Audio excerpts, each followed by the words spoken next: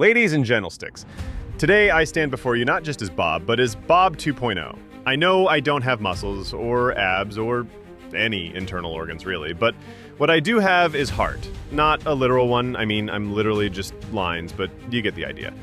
Life's gonna bend you, squiggle you, maybe even erase you, but you know what you do? You redraw yourself with thicker lines.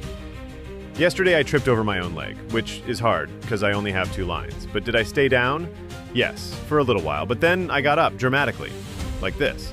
They told me I'd never be anything more than a doodle. Well, guess what? Doodles make history. Ever heard of cave drawings? Stick guys invented storytelling.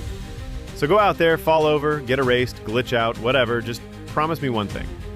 Don't stop drawing your story, even if it looks like a 5-year-old made it with their non-dominant hand. Because greatness isn't about how many lines you have.